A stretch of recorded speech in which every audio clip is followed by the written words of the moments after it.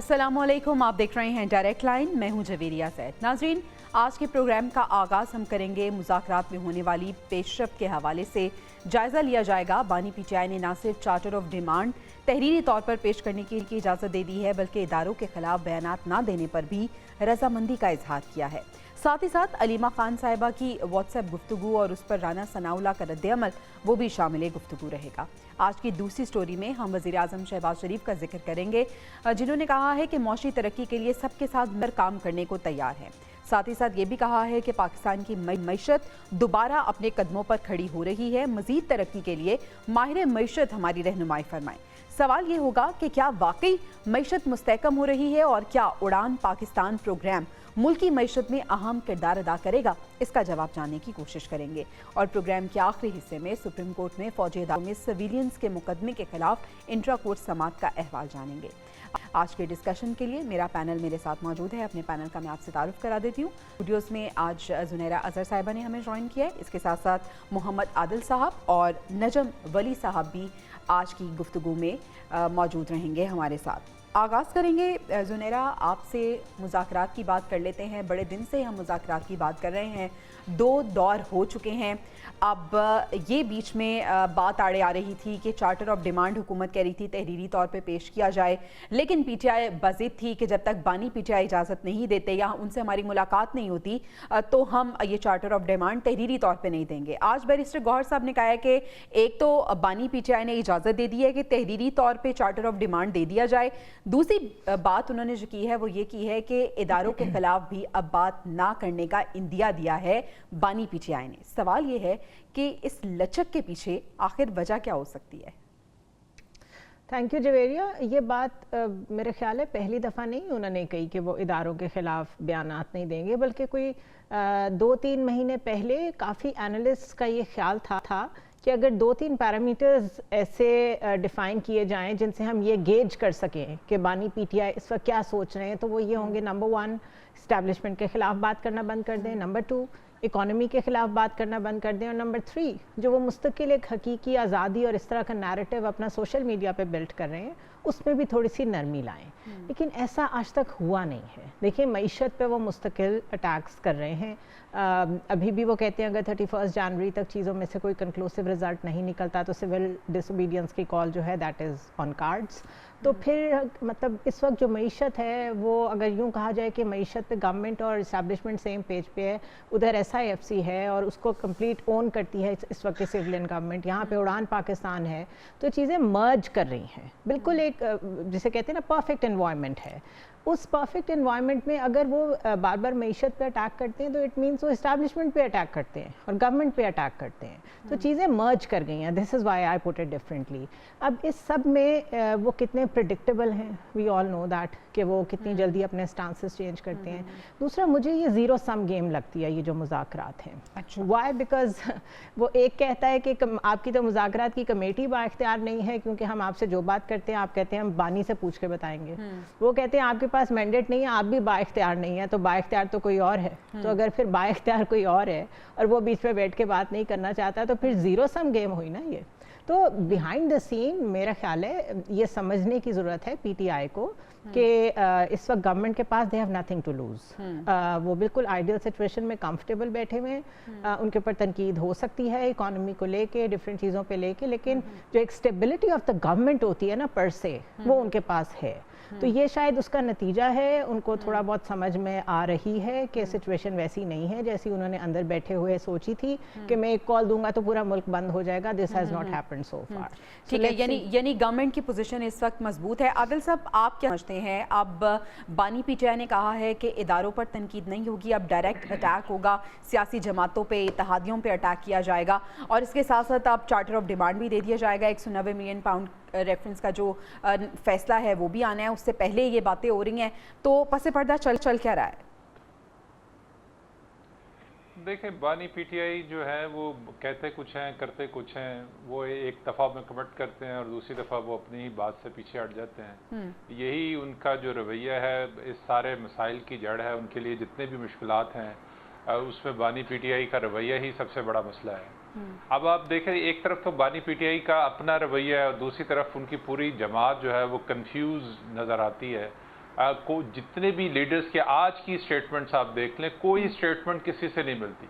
कोई लीडर कुछ हाँक रहा है, कोई लीडर कुछ हाँक रहा है, बैरिस्टर गौर कुछ कह रहे हैं, उमर कुछ कह रहे हैं, असद कैसर कुछ कह रहे हैं, कुछ किसी को कुछ नहीं पता कि किस लाइन ऑफ डायरेक्शन के ऊपर चल रहे हैं। कोई स्पीकर को जो है वो तनकीद का निशाना बना रहा है, कोई स्पीकर के लिए जो है, आप अंदाज़ा करें कि पूरी पार्टी जो है वो स्पीकर को तनकीद का निशाना बना रही है कि वो मुज़ाकरात उन्होंने शुरू तो ज़रूर करा दिए लेकिन मुलाकात नहीं करवा रहे, और दूसरी तरफ बैरिस्टर गौर कहते हैं उन्हें इल्म ही नहीं है कि कौन सा पार्टी रहनुमा जो है वो स्पीकर पे तनकीद कर रहा है। स्पीकर अपनी तरफ से एक रद्द-ए-अमल शो कर रहे हैं। तो पूरी जमात जो तहरीक इंसाफ की है वो बिल्कुल कंफ्यूज है, कोई लाइन ऑफ डायरेक्शन नहीं है, क्योंकि जो गैप है इन तमाम लीडरों के दरमियान वो बढ़ता जा रहा है, वो कम नहीं हो रहा। यानी कि तहरीक इंसाफ के बानी से जो मिलता है उसके बाद आके अपनी एक राम कहानी जो है वो सुनाना शुरू कर देता है। अलीमा खान ने बिल्कुल एक उल्ट जो है वो बयानिया बनाने की कोशिश की है, वो बिल्कुल अपनी पार्टी की लाइन से अलग हट के बात कर रही है। वो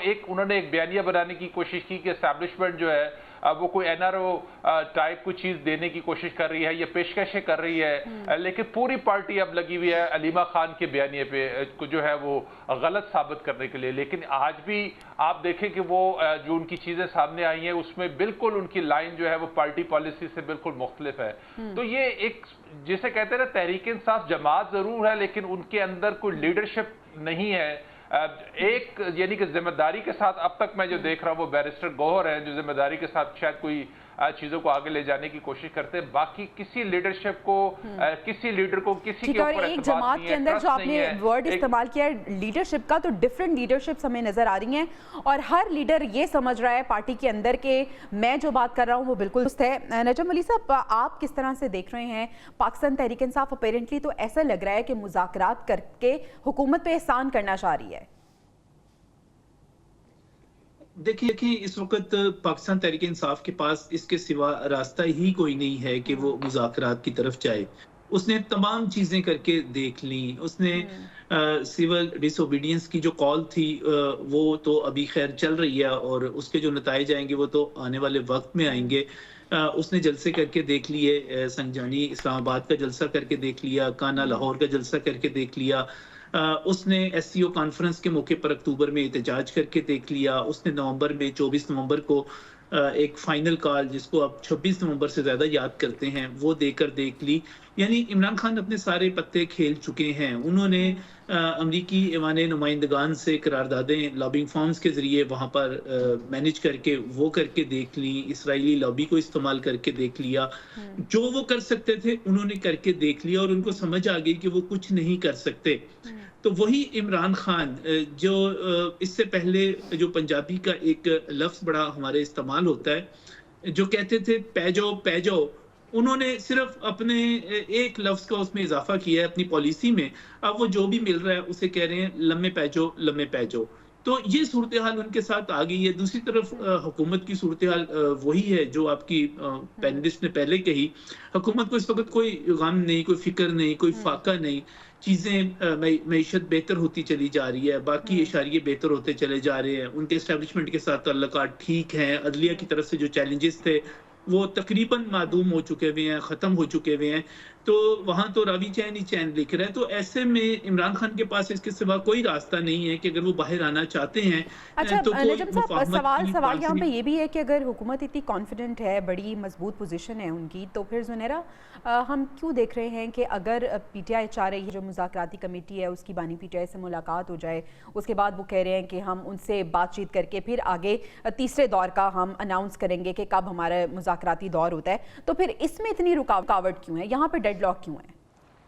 देखिए, जब बेसिक इंस्टिंक्ट ही आपकी दोनों तरफ से ये हो कि बस टाइम गुजारें, एक साइड ने किसी और वजह से टाइम गुजारना है और एक साइड ने किसी और वजह से टाइम गेन करना है, तो फिर ये बहाने तो फिर 10 मिल जाते हैं ना। वो तो ये भी बहाना हो सकता है कि आप हमें मिलने नहीं दे रहे तो वी कॉल ऑफ, फिर मुलाकात हो जाए तो वो कहीं 2 दिन लेट मिलाया वी कॉल ऑफ, वो तो फिर बहाना ही चाहिए होता है सिर्फ।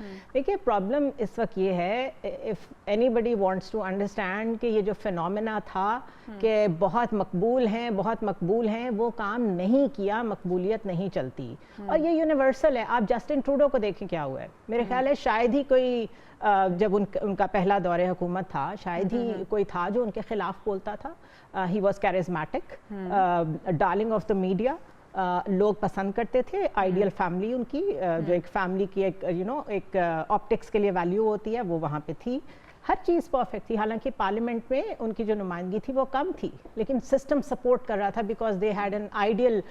کچھ لوگ تو انہیں پرنس ولیم سے بھی ملا رہے تھے کہ اگر وہاں پہ رائلٹی ایکسیپٹیبل ہے تو یہاں ٹروڈو ایکسیپٹیبل ہے.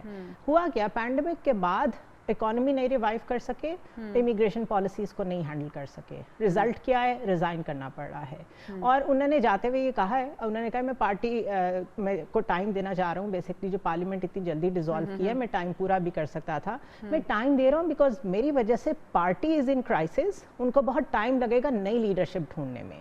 Now this is the vision کہ آپ ٹھیک ہے, اگر ایک بندہ نیچے جا رہا ہے تو وہ اپنی پارٹی کو سپورٹ دے کہ آپ کے پاس ٹائم ہونا چاہیے. یہاں کیا ہوتا ہے, وہ کہتے ہیں یا میں ہوں یا کوئی بھی نہیں ہے. اور یہ کوئی صرف میں بانی پی ٹی آئی کی بات نہیں کر رہی ہوں, میں ساری اکراس دا بورڈ پاکستان میں پولیٹیکل تھاٹ. تو پھر زنیرہ بات تو یہ ہوئی نا کہ ہر کوئی اپنے مفاد کے لیے سوچ رہا ہے, ملکی مفاد کے لیے کوئی نہیں. عادل صاحب, واٹ ایف سچویشن ایسی بن جائے, charter of demand P T I پیش کر دے اور حکومت کی طرف سے ان میں سے جو کچھ مطالبات ہیں وہ مان لیے جائیں, پھر کیا ہوگا؟ دیکھیں کچھ بھی نہیں ہوگا. اب ماضی میں بھی جب 2014 میں تحریک انصاف نے دیا تھا, 4 حلقوں کا مطالبہ کیا تھا, 126 دن کا دھرنا دیا تھا, اس وقت بھی جو ہے یہی صورتحال تھی کہ پتہ نہیں جیسے کیا ہو جائے گا. تحریک انصاف نے پورا ایک ماحول کریٹ کیا تھا حکومت کو گھر بھیجنے کے لیے, لیکن اس کا نتیجہ کچھ بھی نہیں نکلا. اس کے نتیجے میں ایک جوڈیشل کمیشن بنا اور اس جوڈیشل کمیشن میں کچھ نہیں نکلا تھا. ابھی بھی جوڈیشل کمیشن بن سکتا ہے, کنسنسس ہو سکتا ہے, حکومت ایک ایفرٹ ڈال سکتی ہے اس کے اندر, اور دوسرے جو اسٹیک ہولڈرز ہیں ان کو بھی شاید راضی کر سکتے ہیں. ہو سکتی ہے کہ ملک میں اگر آپ کو پولیٹیکل استحکام چاہیے تو اس کے لیے ضروری ہے کہ اگر آپ نے تحریک انصاف کو انگیج کیا تو کچھ نہ کچھ تو دینا پڑے گا. اب مذاکرات, اگر تحریک انصاف اپنے ایک سٹیپ پیچھے چلی گئی ہے, وہ مذاکراتی کمیٹی کی بانی پی ٹی آئی سے ملاقات نہ ہونے کے باوجود دوبارہ مذاکرات کے ٹیبل پر آ گئی ہے, تو حکومت کو بھی اس میں اپنا حصہ ڈالنا چاہیے. بات چیت کو آگے لے کے چلنا چاہیے, جوڈیشل کمیشن بننا چاہیے. جو بھی 26 نومبر کو ہوا ہے وہ چاہے بے شک تحریک انصاف کی اس میں غلطیاں ہیں یا کسی اور طرف سے کوئی غلطی ہے. عادل صاحب, 13 جنوری سے پہلے پی ٹی آئی کی جانب سے یہ بیانات آ جانا, یہ پولیٹیکل سٹنٹ بھی ہو سکتا ہے؟ دیکھیں یہ اس سے کوئی فرق نہیں پڑتا. تمام جو جماعتیں ہیں وہ اپنی پولیٹیکل انٹرسٹ کو سامنے رکھتے ہوئے فیصلے بھی کرتی ہیں, اعلانات بھی کرتی ہیں, ایک بیانیہ بنانے کی بھی کوشش کرتی ہیں. اب تحریک انصاف کوشش کر رہی ہے کہ کسی طرح ان کو کوئی سپیس مل جائے, لیکن اس میں اصل چیز جو ہے وہ عمران خان کی میچورٹی ہے. عمران خان اگر میچور رویہ نہیں اپنائیں گے, وہ اگریسو اپنا رویہ رکھیں گے, اسٹیبلشمنٹ کے خلاف اپنے بیانات کو اسی طرح جو ہے سوشل میڈیا پر جاری کروائیں گے, تو اس میں بہتری تو کہ کوئی اپنے رویوں میں اور اپنے جو ڈیسیجنز ہیں ان میں میچورٹی دکھانی ہے پی ٹی آئی کو بھی اور بانی پی ٹی آئی کو بھی. نجم ولی صاحب, ابھی بیرسٹر گوہر صاحب نے کہا ہے بانی پی ٹی آئی نے جو بھی پیغام دیا انہوں نے آ کے پہنچا دیا ہے, لیکن یہ بھی کہا ہے کہ مذاکراتی کمیٹی کو بانی پی ٹی آئی سے ملنے دیا جائے.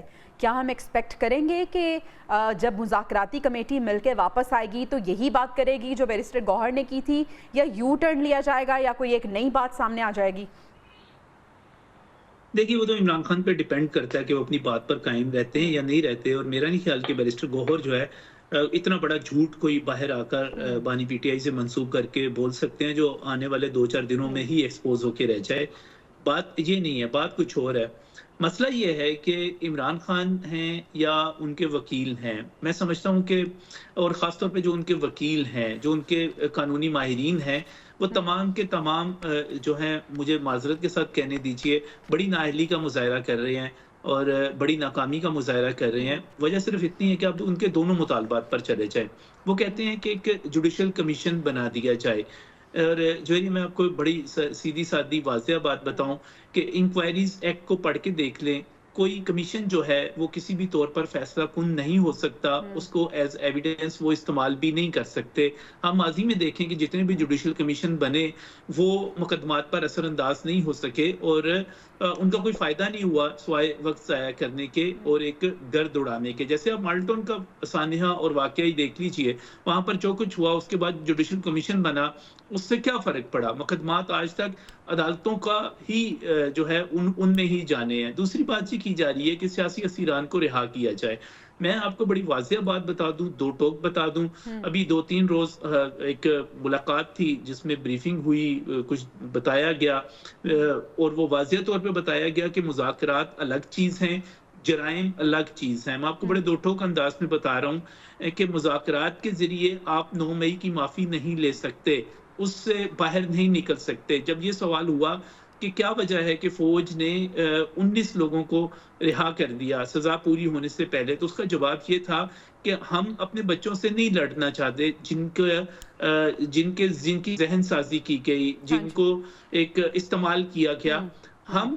हम मंसूबा साज जो है उसको सजा चाहते हैं। और ये बात ISPR की तरफ से जो प्रेस रिलीज आई थी उसमें भी वाज़ेह तौर पे ये बात लिखी गई बारहा थी। कह दी गई है कि जो मंसूबा साज हैं उनको भी कटहरे में लाया जाएगा और वही सज़ा जो है उन्हीं को दी जाएगी। इस चंक को कंक्लूड करते हैं। अपने पैनल के सामने मैं सवाल रखती हूँ, मुज़ाकरात हम बड़े दिन से बात कर रहे हैं, लेकिन सवाल ये है कि क्या इसके मुस्बत नताइज देखने को मिलेंगे? ज़ुनैरा, देखिए, पाकिस्तान में एक रियलिटी है, ना तो जुडिशल कमीशंस की कोई हिस्ट्री अच्छी है और ना ही इस चीज़ की कोई हिस्ट्री अच्छी है कि जब दो पार्टीज़ ये रियलाइज़ कर लेती हैं कि उन दोनों को बारी मिल सकती है एक एक करके, तो वो तो चार्टर ऑफ डेमोक्रेसी साइन कर लेती हैं। But what when there is a third partner as well, जब एक तीसरा एक राइवल आ गया है बीच में जो कि अब म्यूचुअल है, इस वक्त कोएलिशन पार्टी है।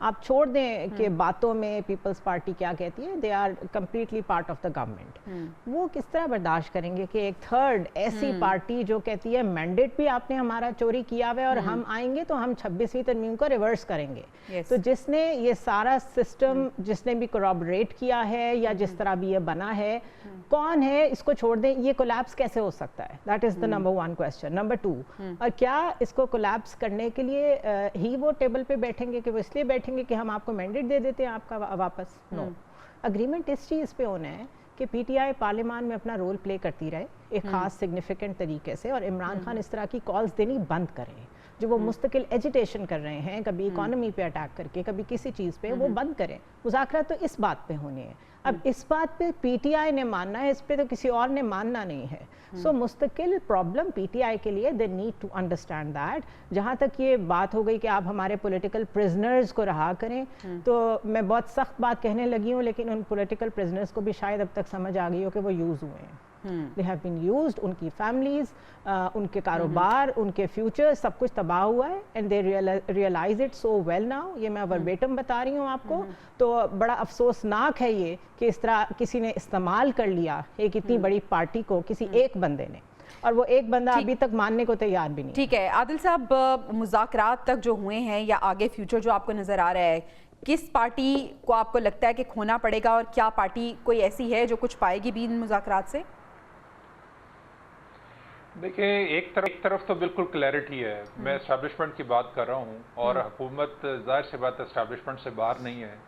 हुकूमत को जिनको दी है और वो जिस तरह मिली है, तो उससे बिल्कुल साफ है कि वो एस्टैब्लिशमेंट के किसी भी डिसीजन से डिसएग्री नहीं कर सकते। तो दूसरी पार्टी जो है वो तहरीक इंसाफ है, जिसको सोचना है कि उसने अगर अपने लिए कुछ स्पेस लेनी है तो उसने अपना रवैया तब्दील करना है, और वो उसको जब तक वो अपना रवैया तब्दील नहीं करेंगे, जब तक वो जो आगे उनको कहा जा रहा है अगर उस डायरेक्शन पर चलने की कोशिश नहीं करेंगे तो उनके लिए कोई स्पेस नहीं मिलेगी। उनको अगर स्पेस चाहिए, ठीक है, अगर PTI को स्पेस चाहिए तो रवैये में तब्दीली ज़रूरी है। आदिल साहब, बारहा आप ये की बात कर रहे हैं और बिल्कुल दुरुस्त बात भी है। नजम साहब, आपको क्या लग रहा है, पाकिस्तान तहरीक इंसाफ मुज़ाकरात के टेबल पे तो आ गई है, क्या अपने बिहेवियर में, रवैये में ये में तब्दीली लेके आएगी कि कुछ मुस्बत नताइज इसके निकल सकें? देखिए, उनको तो तब्दीली तो रवैये में लानी पड़ेगी, लेकिन उससे ज़्यादा बड़ी तब्दीली उनसे जो डिमांड की जाएगी वो ये है कि वो अपने सोशल मीडिया एक्टिविस्ट जो हैं, जो ट्रोल्स हैं उनके, और जो बेनामी उनके अकाउंट्स हैं, बहुत सारे उन पर काबू पाएं। पाकिस्तान तहरीक इंसाफ को जितना ज़्यादा नुकसान उसके सोशल मीडिया ने पहुंचाया है, वो इसको ताकत समझते थे, लेकिन ये ताकत उनके खुद अपने खिलाफ इस्तेमाल हो गई है। और जितना नुकसान पहुंचाया, अब उनसे डिमांड ये की जाएगी। और पाकिस्तान तहरीक इंसाफ के बहुत सारे संजीदा लोग ये समझते भी हैं और ये मानते भी हैं कि अब हमें इन अकाउंट से लाताल्लुकी का इजहार करना चाहिए और दूर रहना चाहिए। अगर वो उन अकाउंट्स में फंसे रहेंगे, उनके पीछे चलते रहेंगे, जैसे कि वो लोग जो कि ठीक है, यानी अगर हम कंक्लूड करें तो ये कहना गलत नहीं होगा कि मुज़ाकरात कामयाबी का इन्हिसार पाकिस्तान तहरीक इंसाफ पे है, उसके रवैयों पे है और उसकी तमाम तर जो पॉलिसी है उसको रिवाइज करने की ज़रूरत है और उसको देखने की ज़रूरत है, अगर वो चाहते हैं कि इन मुज़ाकरात से कुछ फ़ायदा उन्हें मिल सके। नाज़रीन, हमें ब्रेक पे जाना है, ब्रेक से वापस आएंगे तो बात करेंगे वज़ीर आज़म शहबाज शरीफ की जो मईशत के हवाले से साथ मिलकर चलने का कह रहे हैं। Stay with us.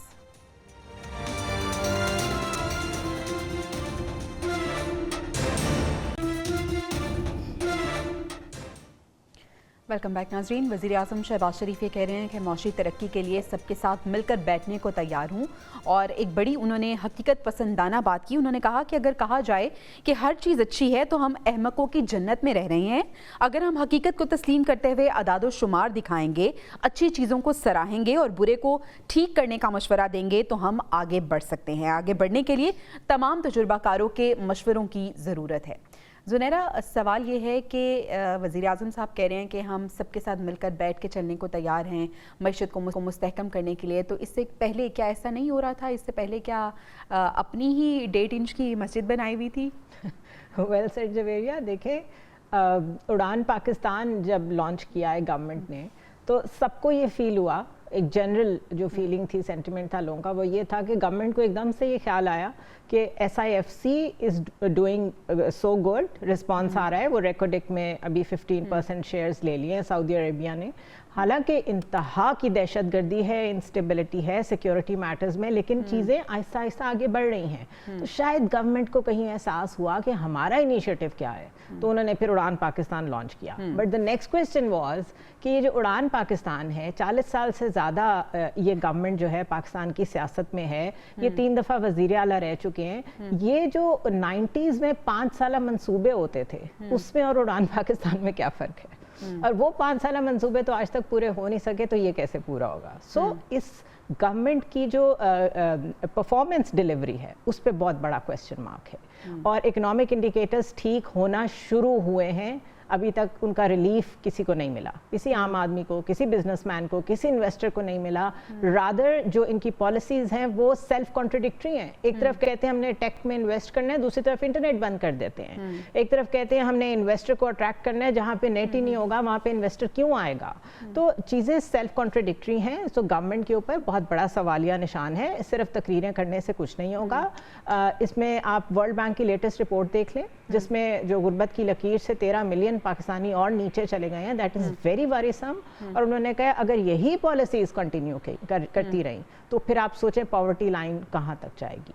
सो ये बहुत बड़ा सवालिया निशान है। ठीक है ज़ुनैरा, अगर हम बात कर रहे हैं इकोनॉमिक इंडिकेटर जो कि कुछ बेहतर हुए हैं, तो आदिल साहब फिर सवाल ये है कि जो पॉलिसीज़ गवर्नमेंट की तरफ से बनाई गई हैं, क्या उन्हीं पॉलिसीज़ का तसलसल रहेगा या उन पॉलिसीज़ में कुछ तब्दीली की ज़रूरत है? और जो उड़ान पाकिस्तान है, क्या वो मुल्की मईशत को मुस्तहकम करने में किरदार अदा करेगा? देखिए, पाकिस्तान की मईशत हमेशा से चैलेंज रही है और इस मईशत की बेहतरी के लिए कभी शौकत अजीज़ को इम्पोर्ट किया जाता है, कभी हफीज़ शेख को इम्पोर्ट किया जाता है, कभी बाकर को किया जाता है। तो इसमें जो सबसे बड़ी जो प्रॉब्लम है और जिसका सबको इल्म है कि बहुत सारे ऐसे इदारे जो ब्लीडिंग कर रहे हैं, आपको उनको डिस्पोज ऑफ करना है, आपने उनसे जान छुड़ानी है, लेकिन हमारे अंदर पॉलिटिकल विल ही नहीं है कि हम कोई बड़ा फैसला ले सकें। कभी पीपल्स पार्टी रुकावट बन जाती है, कभी कोई रुकावट बन जाता है, कभी अदलिया रुकावट बन जाती है। तो वो जो एक इकानमी के ऊपर जो है वो बर्डन जो है वो बढ़ता जा रहा है। अब 70,366 अरब के कर्जे आपके ऊपर है। आपका सारा जो एनर्जी है वो उन कर्जे लेने में और कर्जे वापस करने पे लग जाती है। फिर आप जो पॉलिसी बनाते हैं वो उसकी कंटिन्यूटी नहीं है। आज जब से SISV बनी है उस वक्त से एक उम्मीद ये पैदा हुई है कि शायद अब जो पॉलिसी का तसलसल है وہ رہے گا. اور جب تک آپ پالیسی کا تسلسل نہیں ہوگا آپ کی اکانومی کبھی بھی بہتر نہیں ہوگی. آپ اپنی ریجن کی طرف دیکھ لیں نا کہ آپ جس خطے میں رہتے ہیں, انڈیا میں دیکھ لیں مودی 3 ٹائم پرائم منسٹر ہیں, اس کے علاوہ آپ چائنا میں دیکھ لیں, آپ رشیا میں دیکھ لیں, اور بہت ساری دیکھ لیں کہ جہاں کی اکانومی پاکستان سے بہتر اس وقت گرو کر رہی ہے, اس میں وہاں پہ ایک تو سیاسی استحکام ہے اور دوسرا پالیسی کا تسلسل ہے. پاکستان کے اندر جب تک پالیسی کا تسلسل نہیں ہوگا اس وقت تک معیشت کبھی بھی جو ہے وہ بہتر نہیں ہوگی. اس کے لیے سب سے ضروری ہے کہ جو برڈن ہے آپ کی اکانومی کے اوپر ان سے آپ کو جان چھڑانی ہوگی. اب جتنی جلدی چھڑا لیں اس کے لیے پالیسیز کے تسلسل کی ہم بات کر رہے ہیں. نجم صاحب, پالیسیز کا تسلسل تو تب ہونا جب گورنمنٹ جو ہے وہ بڑی شور ہو اپنی پالیسیز کو لے کے, یا پھر اگر ایک گورنمنٹ کے بعد کوئی دوسری گورنمنٹ آتی ہے تو وہ اپنی جو انا ہے اس کو ذرا سائڈ پہ رکھے اور پالیسیز کے تسلسل کو بحال کرے اور اسی کو آگے لے کے چلے. لیکن انفارچونیٹلی پاکستان میں ایسا نہیں ہوتا, جس کی وجہ سے سفر کر رہی ہے معیشت اور معیشت کے ساتھ ساتھ سفر کر رہی ہے عوام. آپ کو کیا لگتا ہے کہ کون سے ایسے میجرز ہیں جو اٹھانے کی ضرورت ہے اس کرنٹ گورنمنٹ کو, اور اس کے بعد اگر کوئی اور گورنمنٹ بھی آتی ہے تو پھر اپنی انا کو سائڈ پہ رکھ کے کون سی پالیسیز کو بہتر کرنے کی ضرورت ہے؟ دیکھیے, اگر تو ہم اصولی اور کتابی باتیں کریں تو پھر تو ہم سب کو اچھی اچھی باتیں کرنی چاہیے کہ ایک حکومت کے بعد دوسری حکومت بھی چیزوں کو لے کر چلے اور فلاں چیز کی جائے. میرا خیال ہے ہمیں تھوڑے سے زمینی حقائق پر جانا پڑے گا. ہمارے پاس یہی حالات ہیں اور ہم نے انہی حالات کے ساتھ آگے بڑھنا ہے. اور اگر کسی کو یہ لگتا ہے کہ ہمارے جو اکنامک انڈیکیٹرز ہیں وہ سیٹسفیکٹری نہیں ہے اور اس کا فائدہ نہیں ہے, تو پھر ہمیں کیا کرنا چاہیے؟ کیا ہمیں عمران خان کے دور کے اکنامک انڈیکیٹرز پر چلے جانا چاہیے؟ اس وقت جس طرح IMF کے ساتھ معاہدہ توڑا گیا, جس طرح پاکستان کو ڈیفالٹ کے کنارے پر پہنچایا گیا, جس طرح اس وقت کا وزیر اعظم اپوزیشن سے بات کرنے کے لیے تیار تک نہیں ہوتا تھا, کشمیر جیسے ایشو پر بریفنگ ہوتی تھی تو وہ وہاں پر شامل نہیں ہوتا تھا, کیا وزیر اعظم کو اس قسم کی باتیں کرنی چاہیے؟ میں سمجھتا ہوں کہ حکومت اس وقت جو کچھ کر رہی ہے اس کے نتائج سامنے آ رہے ہیں, اس سے پہلے بھی آئے ہیں. اور اگر ہم شہباز شریف کے حوالے سے ہی بات کر رہے ہیں تو آج کا جو آپ کو پنجاب, خیبر پختونخوا سے, آپ کو سندھ سے یا بلوچستان سے آگے نظر آتا ہے, تو اس میں شہباز شریف کی بہت بڑی کنٹریبیوشن ہے. انہوں نے ڈیلیور کر کے دکھایا ہے. تو ہمیں ٹرسٹ کرنا پڑے گا اپنی لیڈرشپ کے اوپر کہ وہ جو کر رہی ہے تھوڑا سا ہمیں استحکام کی طرف جانا پڑے گا. اور اس وقت استحکام نظر بھی آ رہا ہے ہمیں انشاءاللہ تعالیٰ. یہ جو باتیں ہوتی تھی بار بار کہ ابھی کچھ ہی دنوں میں حکومت تبدیل ہونے والی ہے, حکومت جانے والی ہے, ہم ان باتوں سے باہر نکل آئے ہیں. اب کوئی سوشل میڈیا پہ اس قسم کی بات کرتا ہے تو اس کا مذاق اڑایا جاتا ہے اور اس کو عام آدمی اس کو کنٹراڈکٹ کرتا ہے. تو مہنگائی نجم علی صاحب کہہ رہے ہیں کہ استحکام نظر آ رہا ہے, عوام کو یہ استحکام کب نظر آئے گا؟ میں تو بینگ اے جرنلسٹ عوام کے لیے ہی بات کروں گی. مجھے بے شک استحکام نظر آ رہا ہو لیکن لوگوں تک تو مجھے پہنچتا نظر نہیں آ رہا. دا پرابلم از کہ بجلی مہنگی ہو رہی ہے, گیس ہے نہیں, آپ کے سامنے ہے. زمینی حقائق ہی اگر رکھنے ہیں تو آپ وہ ورلڈ بینک کی لیٹسٹ رپورٹ لے آئیں سامنے. وہ صاف بتا رہے ہیں کہ آپ کے اکنامک انڈیکیٹرز کو اسی طرح کتنے عرصے تک سسٹینیبل رہنا پڑے گا, تب جا کے ریلیف آنا شروع ہوگا. گراؤنڈ ریالٹی یہ ہے کہ ریلیف ابھی چاہیے. کیپٹل فلائٹ یہاں سے نہ ہو, لوگ مایوس ہو کے نہ, کیونکہ یہاں پہ انویسٹر کیا جو اس وقت خود لوگ اپنا کیپٹل لے کے بیٹھے ہوئے ہیں, وہ بھی یہ ڈسٹرپشنز جو ہوتی ہیں, جو بجلی کی ہوتی ہے گرمی میں. اب دیکھیں آپ نے سردیوں میں گرمی وہ بجلی سستی کر کے دینا شروع کر دی. پیپل آر ناٹ فولز, ہمیں پتہ ہے ابھی تو استعمال ہی نہیں ہو رہی, آپ نے تھوڑا سا ریٹ نیچے کر دیا. اس کے علاوہ مجھے یہ بتائیں کہ اس ساری ٹیم میں کون سے لوگ نئے ہیں؟ ان سب کو پاکستان کے مسائل پتہ ہے بڑی اچھی طرح. اسحاق ڈار صاحب ابھی بھی کی پوزیشن پہ بیٹھے ہیں, شہباز شریف صاحب, ان کو تو مسائل پتہ ہونے چاہیے, فنگر ٹپس پہ ہونے چاہیے. تو اس لیے جب آپ عام آدمی کی بات کرتے ہیں تو you have to translate your reality into that. Social media پہ عام آدمی نہیں بیٹھا ہوا, اس بیچارے کو تو روز کا روزگار چاہیے. سو بیسکلی اگر آپ نے عام آدمی کی بات کرنی ہے which is most of the population, تو اس تک تو ابھی تک کوئی ثمرات نہیں پہنچے. تو عادل صاحب, جو وزیر اعظم صاحب بات کر رہے ہیں کہ ماہر معیشت جو ہیں وہ انہیں مشورے دیں, ہم ساتھ بیٹھ کے اور مل کر چلنے کے لیے تیار ہیں, تو آپ کو لگتا ہے کہ یہ جو اپروچ ہے اس سے پہلے بھی اپنائی گئی ہے, یا وزیر اعظم صاحب جس اپروچ کو لے کے آگے چلنا چاہ رہے ہیں تو کچھ بہتری ممکن ہو سکے گی اس سے؟ دیکھیں, نون لیگ کی ہمیشہ جو پالیسیز رہی ہیں وہ بزنس فرینڈلی رہی ہیں. بزنس مینوں کو ان کی حکومت سے ہمیشہ فائدہ رہا ہے. جب 2018 کے الیکشن میں عمران خان کو مینڈیٹ دیا گیا تھا، اس وقت بھی اسمبلی میں جو پہلی شہباز شریف کی تقریر تھی اس میں مساق معیشت کی بات کی تھی. اس کے بعد بھی وہ بہت سارے مواقعوں پر جو ہے مساق معیشت کی بات کر چکے ہیں. تو بیسیکلی ہماری جو پولیٹیکل لیڈرشپ ہے ان کو سوچنا چاہیے، مساق معیشت بالکل ہونا چاہیے. پالیسی جب تک بنے گی اور ان کے اوپر ایک کنٹینیوٹی نہیں ہوگی، ان پر عمل نہیں ہوگا، چیزیں کبھی بہتر نہیں ہوں گی. اور یہ بہت سارے ہمارے جو سرمایہ کار ہیں جو ہر حکومت کا حصہ ہوتے ہیں اور ہر دفعہ اسٹیبلشمنٹ کے کان بھرتے ہیں کہ معیشت خراب جا رہی ہے، جس کے بعد پولیٹیکل حالات جو ہیں وہ خراب ہوتے ہیں. عادل صاحب، کیا ہم مسلم لیگ نون کو یہ کریڈٹ دے سکتے ہیں؟ کیونکہ جب مسلم لیگ نون نے اقتدار سنبھالا تھا تو ملک دیوالیہ ہونے کے دہانے پہ تھا. تو اب جو اکنامک انڈیکیٹر چلیں، عوام تک اس کے اثرات ابھی نہیں آ رہے، لیکن وہ جو مستحکم ہوئے ہیں، کچھ بہتر ہوئے ہیں، کیا ہم کریڈٹ دیں گے یہ مسلم لیگ نون کو؟ دیکھیں، مسلم لیگ نون کو کریڈٹ تو دینا چاہیے، لیکن ہوا کیا ہے؟ آج بھی پرائم منسٹر نے کہا کہ ایف بی آئی کا نظام ٹھیک نہیں ہے. ٹیکس آپ کس سے لے رہے ہیں؟ انہی لوگوں سے لے رہے ہیں جو آلریڈی ٹیکس دے رہے ہیں. آپ انہی کو نچوڑ رہے ہیں. آپ کو اپنے ٹیکس کلیکشن کو جب تک آپ بہتر نہیں کریں گے اس وقت تک آپ کا جو خسارہ ہے وہ کم نہیں ہوگا. برڈن جو ہے وہ عوام کے اوپر ہی ہے نا. میں ایک سیلری پرسن ہوں، لیکن میں 10 جگہ پر ٹیکس دیتا ہوں، لیکن اس کے مقابلے میں مجھے اس طرح کی سہولتیں جو ہیں وہ دستیاب نہیں ہیں. تو بیسیکلی ہمارے نظام کی جو خرابیاں ہیں وہ حکومت کو ٹھیک کرنی ہے. اور ٹھیک ہے، یعنی معیشت کو اگر بہتر کرنا ہے تو جو نظام میں خرابیاں ہیں ان کو دور کرنا ہوگا. ناظرین، ہمیں بریک پہ جانا ہے. بریک سے جب واپس آئیں گے تو ہم بات کریں گے آج سپریم کورٹ میں ہونے والی سماعت سے متعلق. اسٹے ود اس.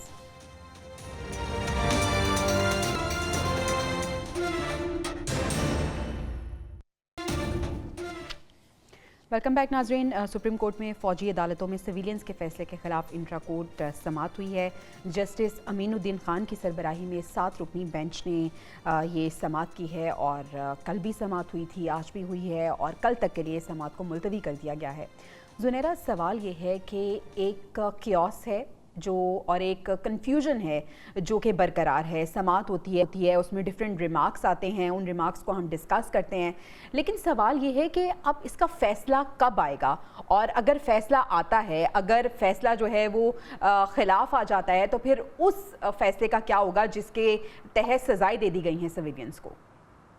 اس کے 2 جواب بنتے ہیں، ایک تو پاکستان کے کانٹیکسٹ میں اور ایک اصولی کانٹیکسٹ میں. دونوں جواب. لیکن سپریم کورٹ کے پاس اس وقت کمپلیٹ اختیار ہے.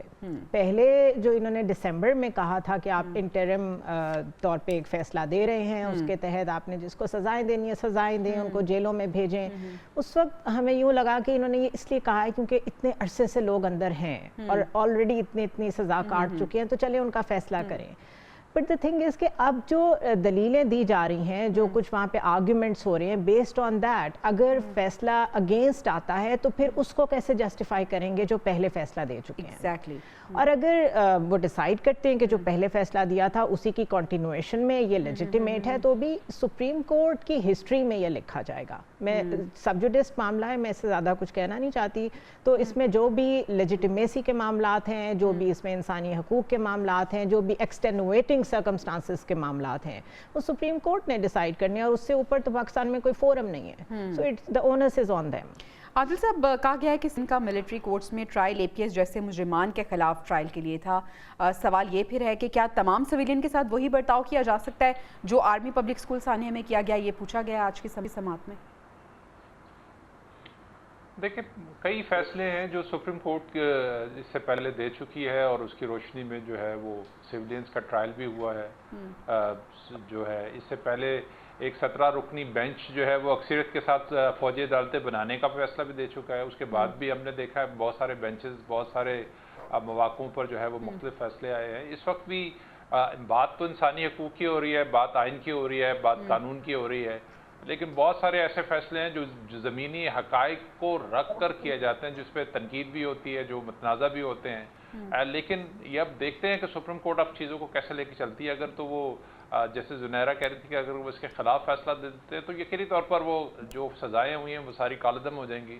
معاملات جو ہیں وہ فوجی انسداد دہشت گردی کی عدالتوں میں جا سکتے ہیں. لیکن ابھی جب تک کیس کا فیصلہ نہیں آتا، ججز اپنی اس میں جو تحریری جو ہے اپنا وہ رائے نہیں ڈالتے، اس وقت تک تو کہنا کچھ قبل از وقت ہے. لیکن پاکستان کے اندر जो हम देखें कि बहुत सारे ऐसे फैसले हैं जिसमें आइन और कानून के लिए जवाब भी पैदा कर दिया जाता है कि कौन सी चीज़ जो है अब वो आईनी है और किस कानून के तहत ये चीज़ आ रही है। अभी देखते हैं जजों के अपने अपने रिमार्क्स हैं, अभी तो रिमार्क्स सुनकर तो ऐसा लगता है। ठीक है नजम अली साहब, जब ये फैसला जो है नीड ऑफ द है तो फिर इसमें इतना डिले क्यों नजर आ रहा है?